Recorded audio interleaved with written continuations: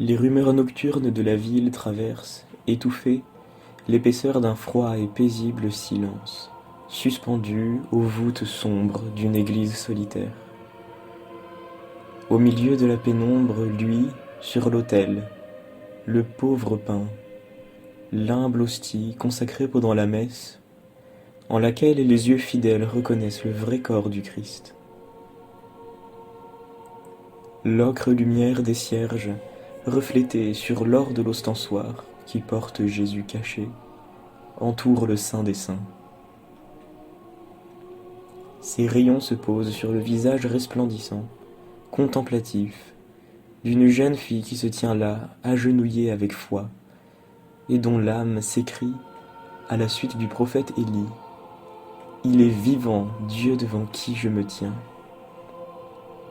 Son cœur s'est comme dilaté devant le foyer brûlant d'amour exposé sur l'autel, devant l'hostie consacrée, où se donne Jésus, crucifié et ressuscité. Son cœur, oui, brûle du désir de Dieu. Il se consume, embrasé par les torrents de miséricorde dont elle se sait enveloppée. Et dans un recueillement plein d'abandon, elle se laisse regarder par le Christ. Elle laisse se poser sur elle ce regard si doux, ce regard ineffable d'un Dieu qui est allé jusqu'à se faire homme et jusqu'à mourir pour ses créatures. Ce regard qui s'est posé sur les apôtres, sur Marie-Madeleine, sur Zachée, sur tous ces pécheurs pardonnés. Là, devant le Christ caché et offert pour le monde, elle s'abandonne à ce cœur à cœur où Dieu l'a tant attendu. Bonjour, c'est Anne Devoucite pour la chaîne Périphérique, et aujourd'hui nous allons parler d'amour. Nous allons parler d'attente amoureuse, d'union intime de l'âme avec Dieu, dans la prière, à l'école des mystiques, de tous ces fous de Dieu qui, au long des jours et des nuits, ont veillé auprès du cœur de Dieu.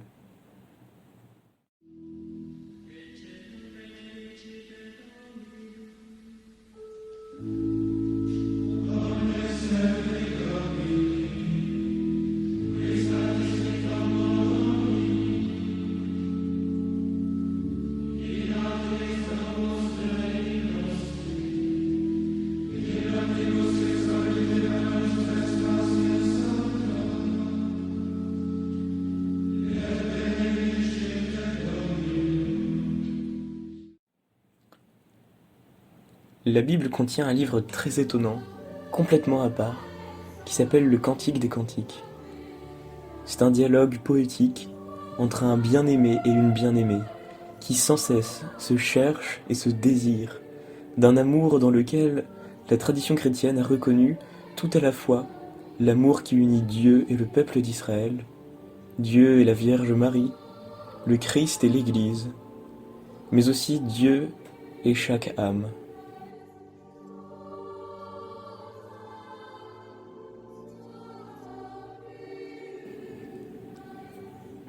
Montre-moi ton visage, fais-moi entendre ta voix, car ta voix est douce et charmante, ton visage. Voici ce que dit le bien-aimé dans ce poème. N'est-ce pas bouleversant d'entendre Dieu parler ainsi à notre âme?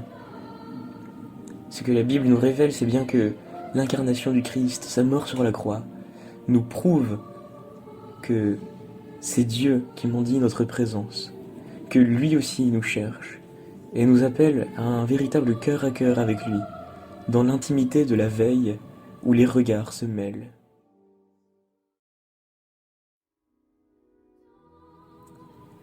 Car la prière contemplative est d'abord, comme son nom l'indique, une affaire de regard. Alors c'est peut-être étonnant, car me direz-vous, il n'y a pas grand-chose à voir, certes. Mais les amants désirent se regarder longuement, dans une présence commune, c'est comme ça. Simplement ici, l'échange des regards se fait autrement. Il se fait en esprit. L'oraison est une prière prolongée et silencieuse. Et l'adoration eucharistique est la contemplation de l'hostie consacrée devenue corps du Christ.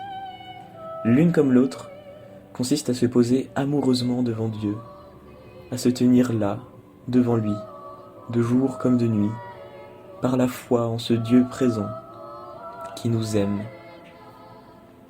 Cela consiste à se rendre sensible au regard du Christ qui se pose sur nous, et à tendre nous-mêmes vers lui le regard de notre cœur, c'est-à-dire notre attention, notre désir, nos paroles et notre amour. C'est cela au fond que l'on entend derrière cette symbolique du regard.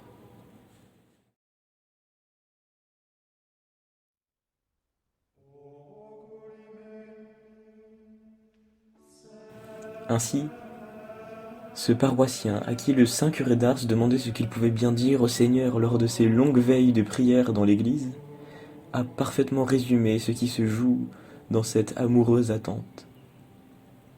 Monsieur le curé, je ne lui dis rien, je l'avise et il m'avise. Je le regarde et il me regarde. On devait probablement voir sur le visage de cet homme la divine lumière qu'il contemplait ainsi chaque jour, comme le chante le psalmiste. Qui regarde vers Dieu resplendira, sans ombre ni trouble au visage.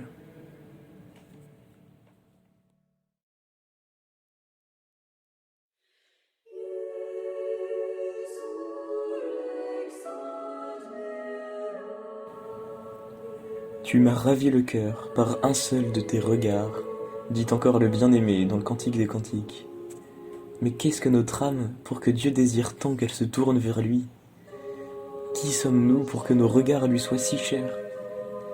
C'est dire son amour.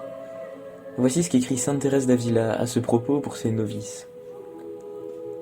Je ne vous demande pas pour le moment de penser à lui, ni de beaucoup raisonner, ni d'appliquer votre entendement à de grandes et délicates considérations. Je ne vous demande que de le regarder. Car, qui vous empêche de tourner les yeux de l'âme, ne serait-ce qu'un instant, vers ce Seigneur? Considérez, comme il le dit à l'épouse, qu'il n'attend que cela que nous le regardions. Quand vous le voudrez, vous le trouverez.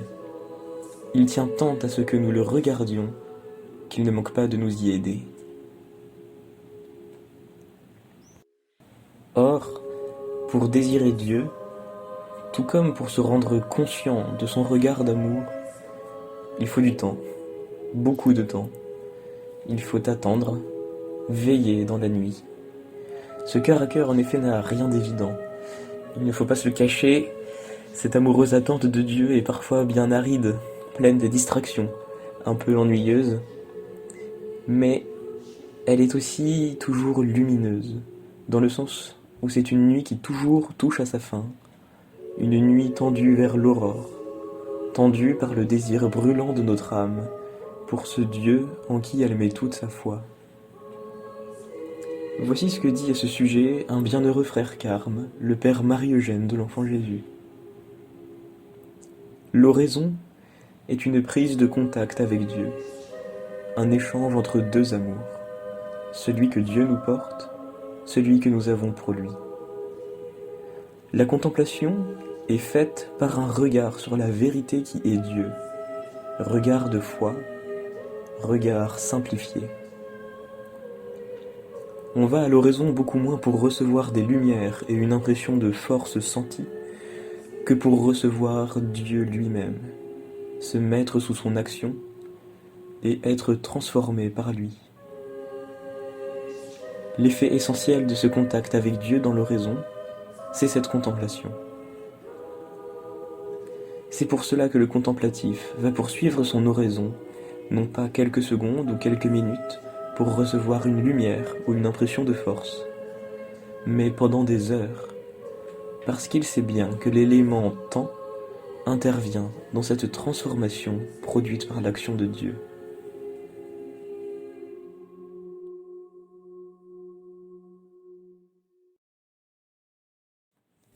Alors, cette attente parfois se mue en une veille infiniment bienheureuse, quand notre cœur se sait soudain, avec la certitude de la foi, être contre celui du Christ, dans une union qu'on voudrait faire durer toujours. Ici, l'attente devient suspension du temps, avant-goût du paradis, comme en témoignent ceux qui vivent cette réalité au plus haut point, les mystiques.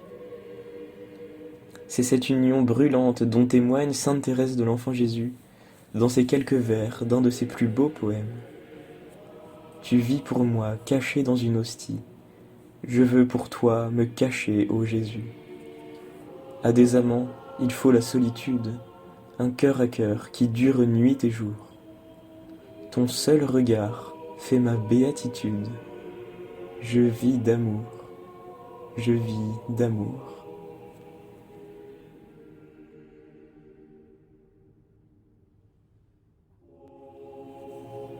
Ne ratez pas les autres vidéos de la série pour approfondir le mystère de la foi et de l'attente de Dieu.